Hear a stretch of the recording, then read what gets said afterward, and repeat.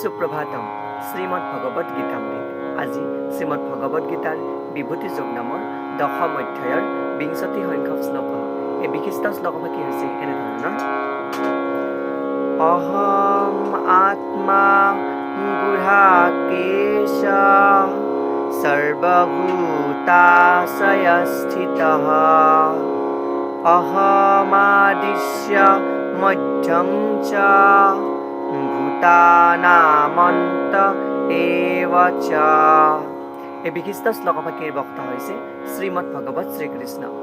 ভগৱান শ্ৰীকৃষ্ণই সখা অৰ্জুনৰ আগত এই বিশিষ্ট শ্লোকভাগী এনেদৰে অৱতাৰণা কৰিছে। শ্লোকভাগীৰ অসমীয়া অৰ্থ হৈছে এনেধৰণৰ: হে গুড়াকেশ, ময়েই সকলো জীৱৰ হৃদয়ত অৱস্থিত পৰমাত্মা। ময়েই সকলো জীৱৰ আদি মধ্য আৰু অন্ত। এই শ্লোকত ভগৱান শ্ৰীকৃষ্ণই সখা অৰ্জুনক গুড়াকেশ বুলি সম্বোধন কৰিছে। আৰু গুড়াকেশৰ অৰ্থ আমি পূৰ্বৱৰ্তী পৰ্যায়ত কৈ আহিছোঁ যদিও গুড়াকেশ মানে হ'ল যিজনে নিদ্ৰা বা অন্ধকাৰক জয় কৰিব পাৰে। আৰু যিবিলাকে অজ্ঞান অন্ধাৰত নিমগ্ন হৈ থাকে তেওঁলোকক পাৰ্থিৱ আৰু আধ্যাত্মিক জগতৰ পৰম পুৰুষ পৰমেশ্বৰে কিমান বিভিন্নভাৱে নিজকে প্ৰকাশ কৰে তাৰ কথা বুজিবলৈ অপাৰগ হয় বুলি কৈছে। আৰু সেইবাবে কৃষ্ণই অৰ্জুনক গুড়াকেশ বুলি সম্বোধন কৰি তাৰ তাৎপৰ্য বহন কৰাইছে।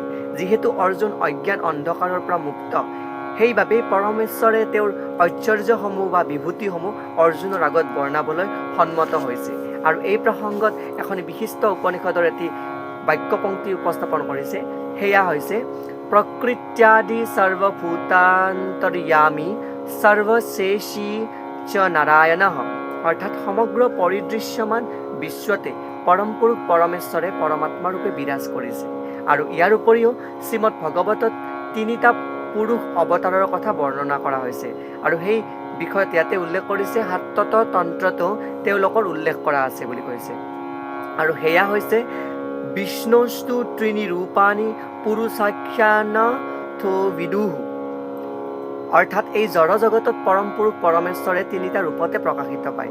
আৰু এই তিনিটা ৰূপ হ'ল কাৰণোদকশয়ী বিষ্ণু, আৰু গৰ্ভোদকশয়ী বিষ্ণু, আৰু ক্ষীৰোদকশয়ী বিষ্ণু। এই তিনিটা ব্ৰহ্ম সংহিতাৰ মুখ্য বিষয়বস্তুৰ পৰা তুলি অনা মহাবিষ্ণু বা কাৰণোদকশয়ী বিষ্ণুৰ বৰ্ণনা এনেধৰণত দিছে যে য় কাৰণাৰ্ণৱ জলে ভজতি স্ম যোগ নিদ্ৰাম। অৰ্থাৎ সৰ্বকাৰণৰো কাৰণ পৰমেশ্বৰ পৰম পুৰুষে কৃষ্ণই মহাবিষ্ণু ৰূপে কাৰণ সমুদ্ৰত শয়ন কৰি থাকে। আৰু এইবাবে পৰম পুৰুষ পৰমেশ্বৰেই হ'ল এই বিশ্বব্যাপীৰ যি প্ৰকাশমান কাৰণ আৰু মহাজাগতিক প্ৰকাশবোৰৰো পালনকৰ্তা আৰু সকলো শক্তিৰ সংহাৰকৰ্তা। অৰ্থাৎ এই তিনিটা স্বৰূপক যোনে বুজিব পাৰে, কাৰণোদকশয়ী বিষ্ণু, গৰ্ভোদকশয়ী বিষ্ণু আৰু ক্ষীৰোদকশয়ী বিষ্ণু, অৰ্থাৎ ক্ষীৰসাগৰত শয়ন কৰি থকা বিষ্ণু, গৰ্ভত শয়ন কৰি থকা বিষ্ণু, আৰু যি কাৰণ আছে সেই কাৰণৰ উদকত শয়ন কৰি থকা বিষ্ণুৰ স্বৰূপ উপলব্ধি কৰাজনে এই বিভূতিৰ অধিকাৰী হ'ব পাৰে বুলি ইয়াতে উপস্থাপন কৰিছে। এয়াই উক্ত বিশিষ্ট শ্লোকভাগীৰ সৰল গুঢ়াৰ্থ। ধন্যবাদ।